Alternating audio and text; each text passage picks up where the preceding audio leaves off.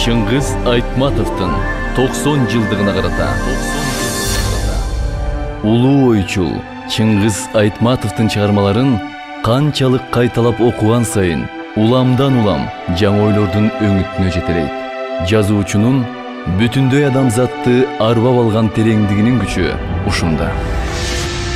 Биринчи радио Чыңгыз Айтматовдун китеп текчесинде чакырат. Сөзгө өтүштү, ишке өтүштү. Баарын билген улу көрсө атасын кадырлап көмөк эмес, эптеп парыздан кутулушка эле келген тура. Мунусу сөздөн улам байкалды. Көмөк коюп эле кайра кетиш керек экен.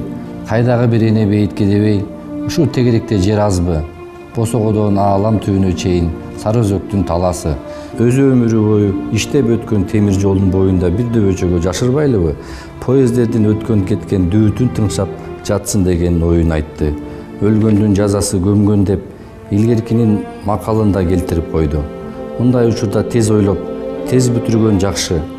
Баш оорутуп, жанды кыйнап отурабызбы, деди акылдуу.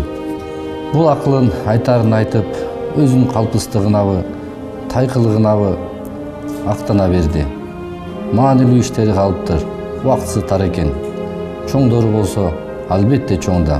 Бул элдин көрүстөнү алыс жакыны менен иши жок. Ошол саатта иште болосуң дешкен, ошого жетишип калышы керек экен. Чоң деген чоң, шаар деген шаар. Караган акмак деп эдиге ичинен өзүн тилдеди.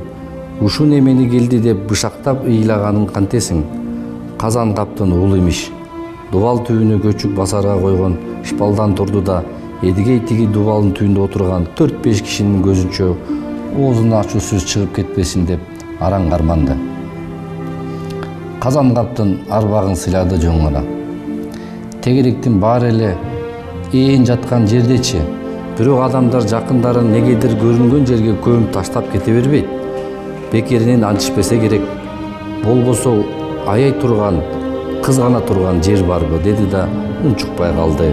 Борондулуктар да аны унчукпай кылжууп угуп отурушту. Ойлонгула, мен тиякта эмне болуп жатканын билип келейинчи. Ачуусуна чыдабай, ырайы качып түңөрүп, эдигей четке басып кетти. Кабагы карыш салынып, эки кашын ортосундагы бырыш жондонуп чыкты. Кызуу кандуу каардуу киши эдигей. Ошо мүнөзү үчүн Боронду деп аталып калган. Ушул азырда Сабитжан өкө жалгыз болсо, тоз тойгон уятсыз көзү не бир айтпаган сөздөрдү айтат эле. Өмүр бою эсинен чыккыс кылып айтат эле.